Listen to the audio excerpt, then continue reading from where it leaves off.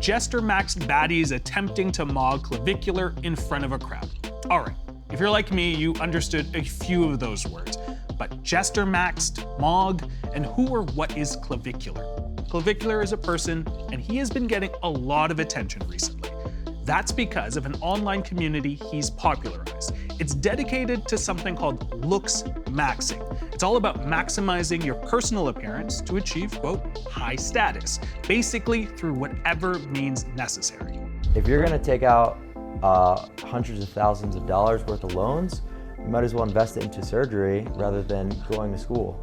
We look at what's fueling this subculture and how it's affecting young men. But first, we dig into what new research has to say about Gen Z men and why their views on gender roles are becoming more traditional. Welcome to The Rundown.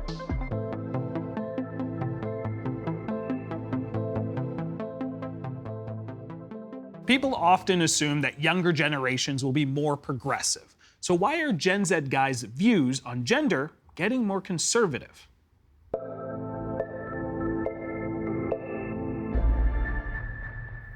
Heejung Chung is a professor of work and employment at King's College London, and Leif Anderson is a PhD student in the Department of Psychology at the University of Toronto, Scarborough. Leif, great to have you in our studios. Heejung, great to have you on the line. I want to start off with you, Heejung. You conducted a 29-country survey, which included Canada, on gender equality. One of the most, I would say, surprising findings from your report tells us that Gen Z men hold the most traditional views of gender roles in society out of all the other groups. Why? Well, okay, so our survey conducted a huge range of different survey questions, and one of the most surprising ones we found it's a very simple question. Should women always obey their husbands? Now, you would think that Gen Z men, the younger generation of men, will be the most progressive of this, but surprisingly, it was actually they were the most, let's say, regressive, if not conservative, to the point they were twice as more likely to say that women should always obey their husband, up to a third of them agreeing to this statement. Leif, you're a student that fits right into this demographic by age. You are 20... Yeah, I'm 25. 25, all right. Before we get into things, tell us a little bit about yourself. You're a student, right? Yeah, so I'm a PhD student at the University of Toronto, Scarborough, as you heard. I am originally from Minnesota, so I moved here 4 years ago. And yeah, I've been studying empathy at U of T with my supervisor. And yeah, I grew up in a very small rural community in Minnesota, and I've migrated to a couple of bigger cities in Minneapolis and Toronto. I am quite observant. I do see a wedding ring there. Yes. You are a married man at 25. I am married at 25. A little unusual these days. Yes, I've been married for 4 years now. Okay. In March. I do have to ask then, with what Heejung has had to say in terms of the question that survey was asked. What are your thoughts on sort of what men had to say in terms of obedience and sort of paying attention, like listening to your wives?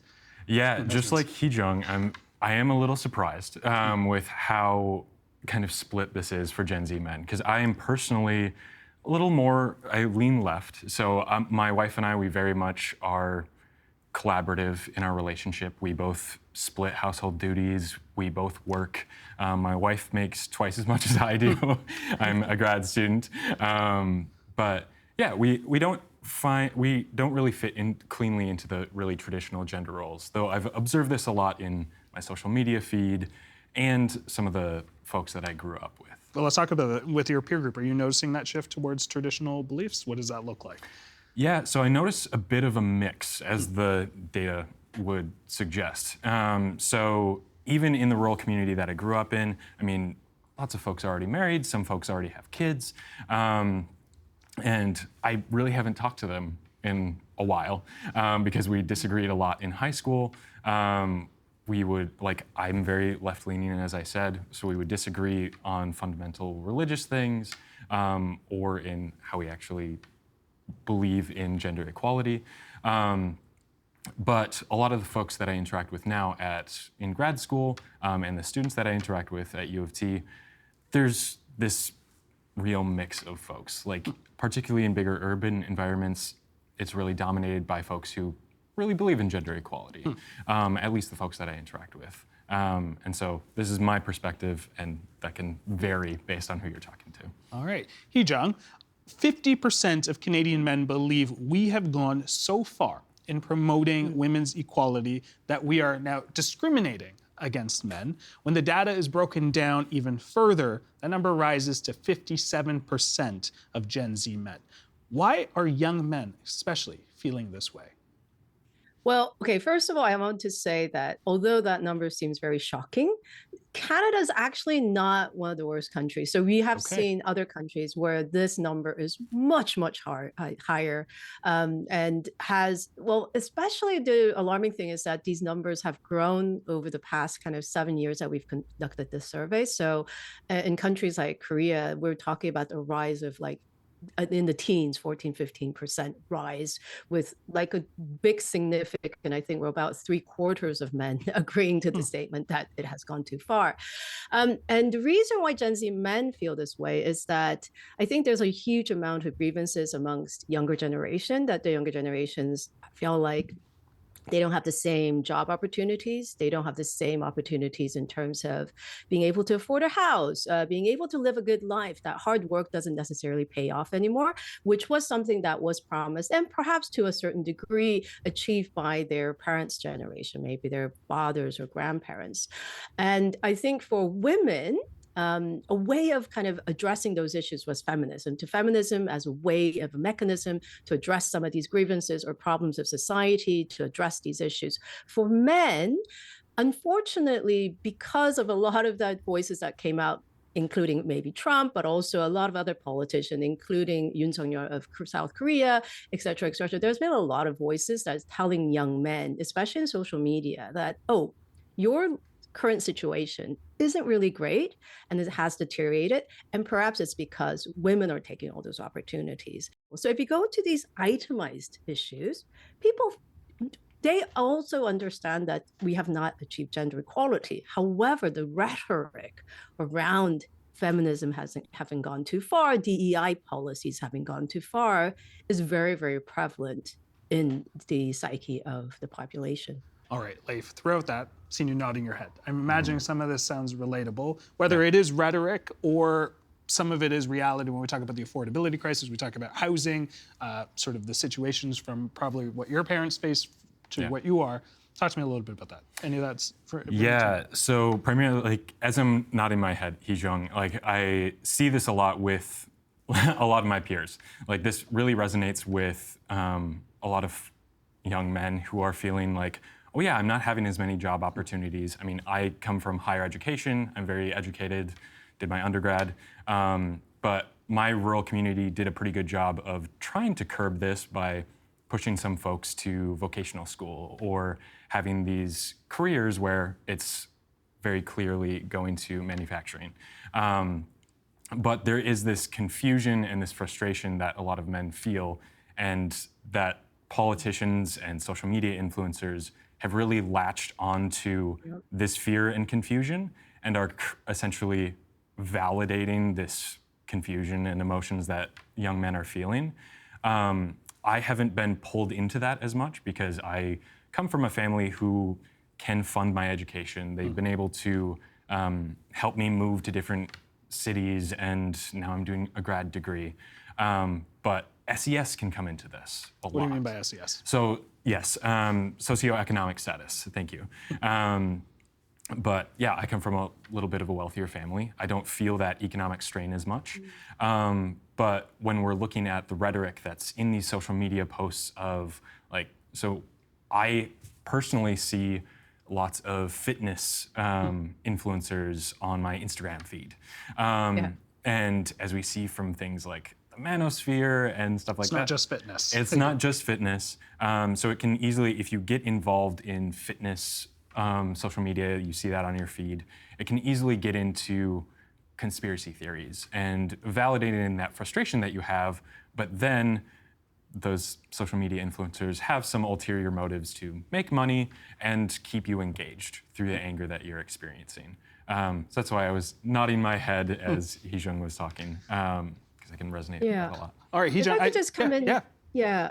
Because I think we need to be very careful here, because I don't think it is just people who are in the lower socioeconomic strata that are experiencing this. I think what we find is that a lot of, especially men or young men coming from income or even higher income classes, may also have these very kind of traditional conservative, or if you may, misogynistic ideas that have been spread again by social media, politicians, etc., which the algorithm is feeding off of. Because as Leighton said, like anger is one of the biggest ways in which algorithms can get you keep coming back and stay longer in these social media platforms. Well, on that And note, I mean, this is a very worrying trend. Yeah. well, Heejung, on that note, I want to change gears on what we can do.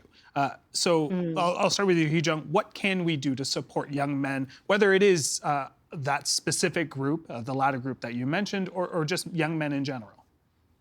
Yeah, I think we just have to first listen, because one of the reasons why, if that rhetoric was in social media or it must be in politics, there was grievances to begin with. Those kind of messagings would not have been attractive if there was no grievances. But we have to really understand what are some of these fears and issues that are, that young people are facing right now. So we really need to go and understand that. But also, I think we need a real kind of, just as much as like we had our first, second, third, fourth waves of feminism, young men now, or men in general, need to really come into kind of groups of like, okay, what can we do in terms of a collective identity that could really fit into the modern day world, with the changing nature of, with the rise of AI technology and et cetera, and social inequalities, and to really be able to almost like learn from the previous feminists to find a collective voice in terms of bringing out these immense of beautiful masculinities that could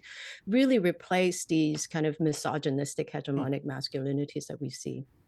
Leif, what can we do to support young men?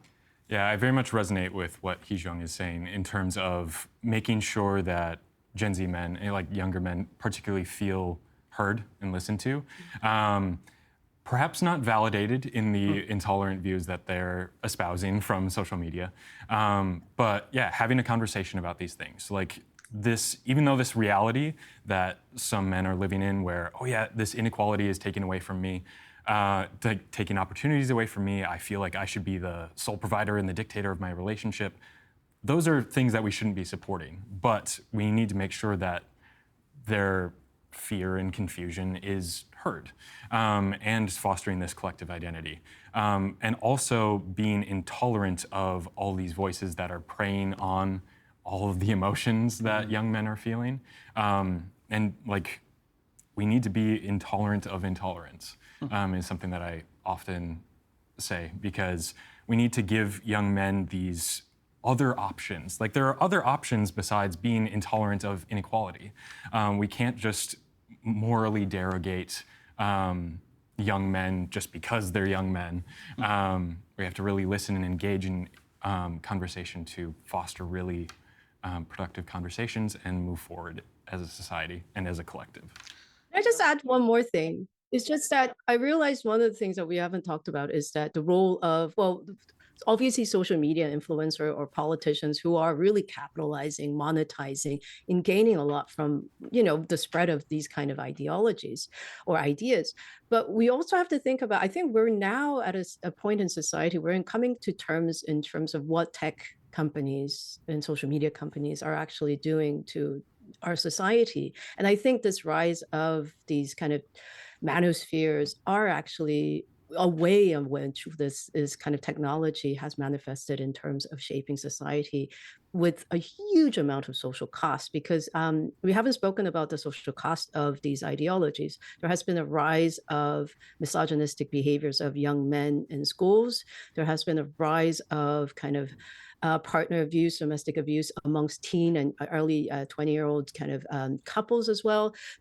There's a huge amount of problems that these kind of ideas are causing direct harms to women, girls, but also young men themselves. So we really need to come to terms that, maybe we do need some guardrailing. We need to kind of look into who is benefiting from this, who's making money out of it, and then also saying maybe we need to then try to have some sort of regulation so that we don't keep continuing these kind of phenomenons. Unfortunately, we are going to have to leave it there. I know this is a big, big conversation. Heejung, Leif, really appreciate your time and your insights. Thank you so much. Thank you.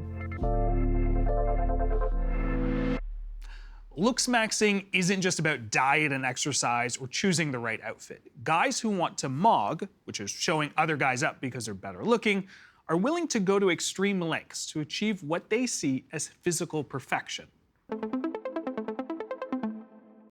Michael Halpin is an associate professor in the Department of Sociology and Social Anthropology at Dalhousie University, who has conducted research on an online Looksmaxxing community that receives 6 million unique visitors per month. He and his co-authors analyzed more than 8,000 discussion board comments, and he joins me on the line. Michael, great to have you on the program. Great to be here. Thank you very much for having me. Help us understand, how does Looksmaxxing fit into the quote-unquote manosphere? Yeah, well, two ways really. So Looksmaxxing is a manosphere community, like other manosphere communities for white nationalists, red pillars, men rights activists, incels.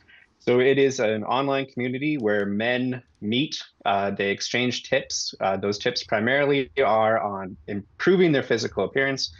And while they're doing that, they're also talking about women in society in many ways. So arguing that women only pursue men based on their sexuality, and that they only pursue the most physically attractive men, which is very similar to several other manosphere communities.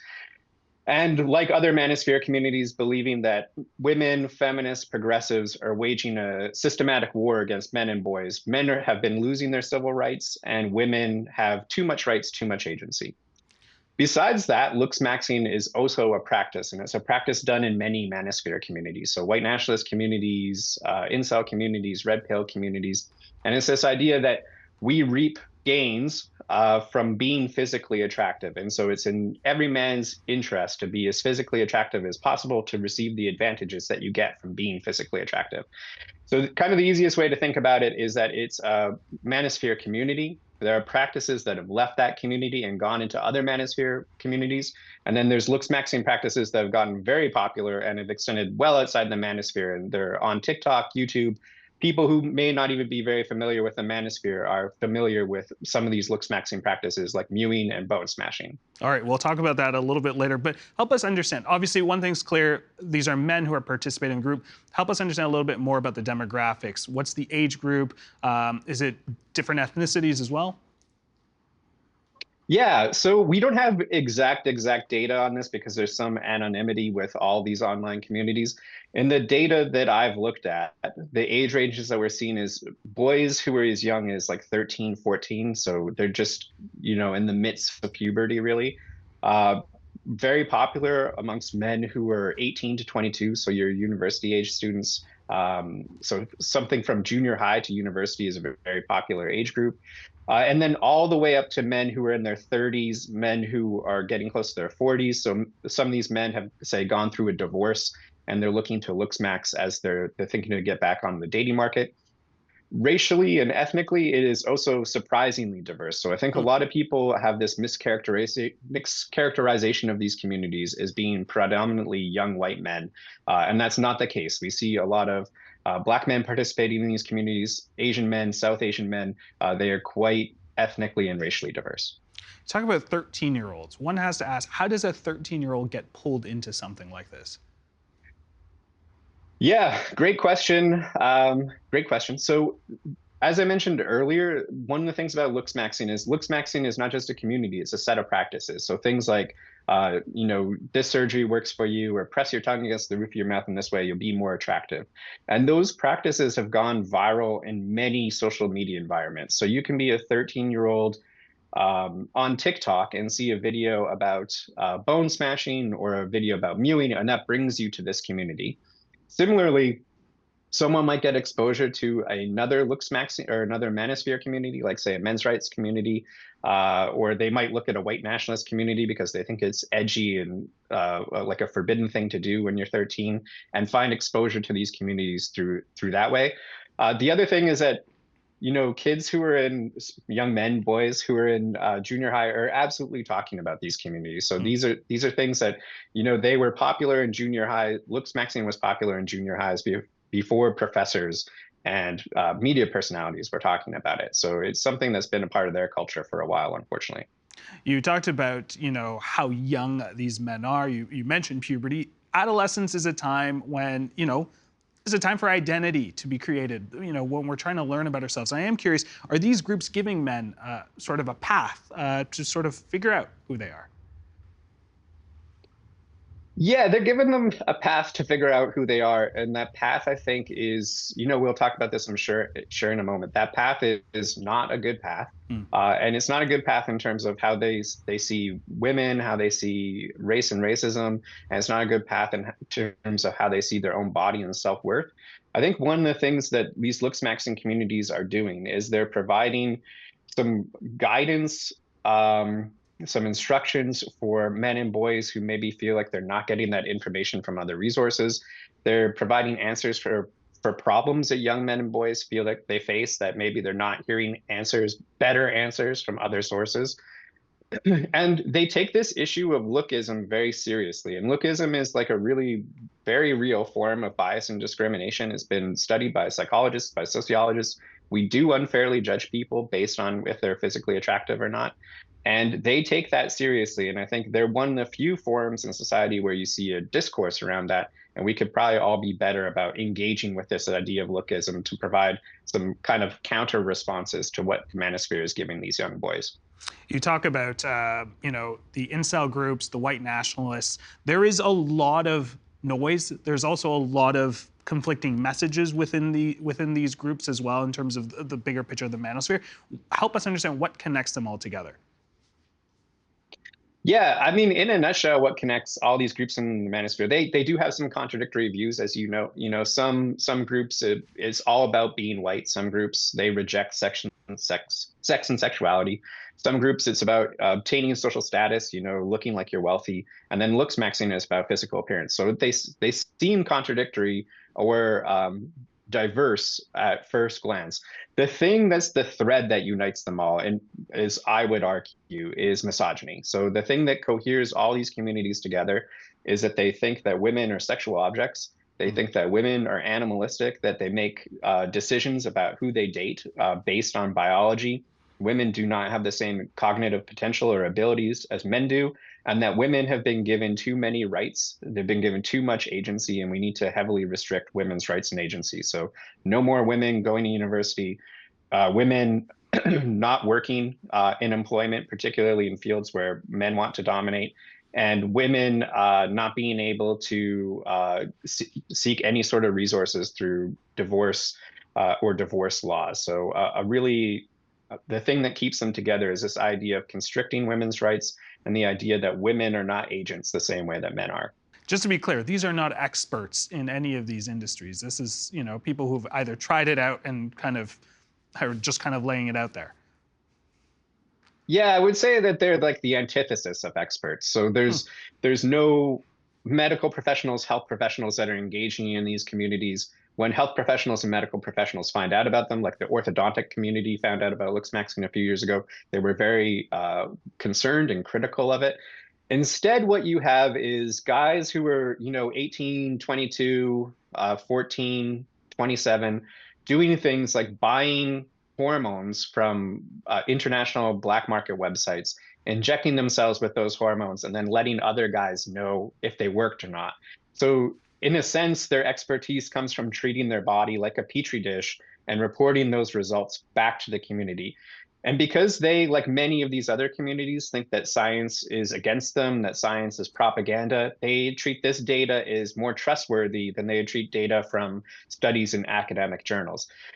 So they're big consumers of self-experimentation. And that's, of course, one of the harms of these communities is that people are putting products into their body with little knowledge of how it's impacting them, little knowledge of what's actually in that product, and with no medical advice or oversight providing them any guidance or to look out for any warning signs.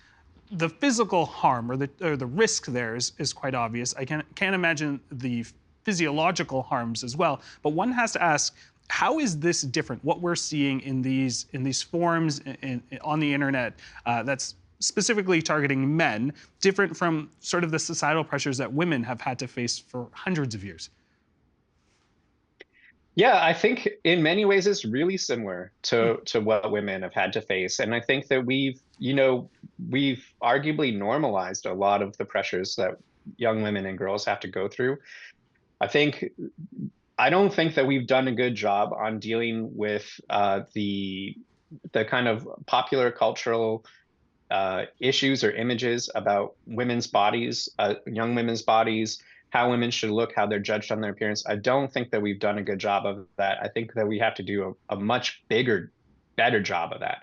That said, people are probably aware that that's a problem for young women and girls. I have a young daughter, like I'm aware of these issues as a father. I know the conversations that I'm going to have with my daughter.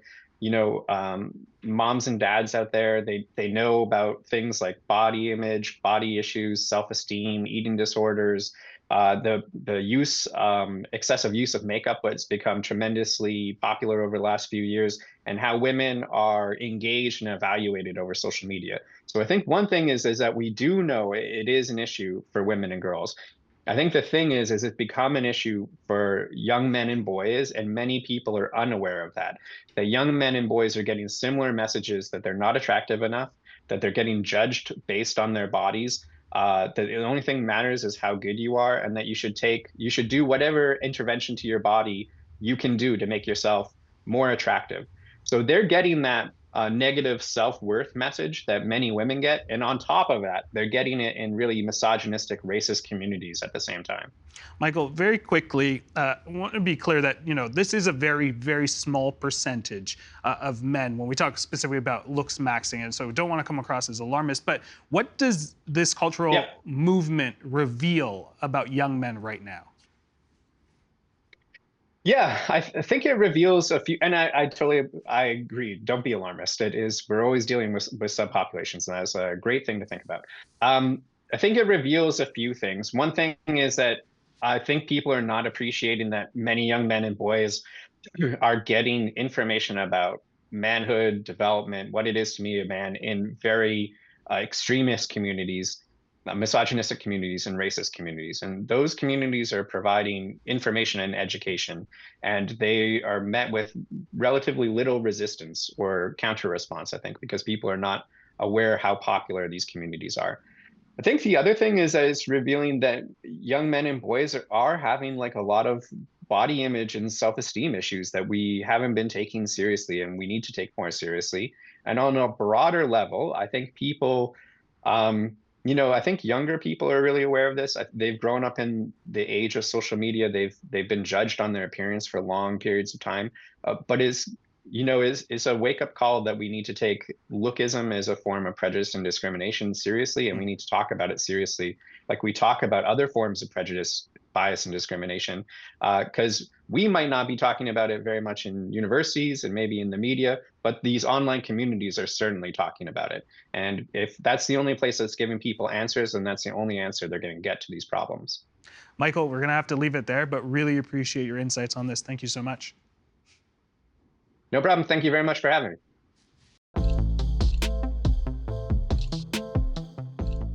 I'm JN. Thanks for watching The Rundown. What do you like or not like about what we're doing so far? Send us your feedback at tvo.org/rundownfeedback or leave us a comment on YouTube. Until then, I will see you tomorrow.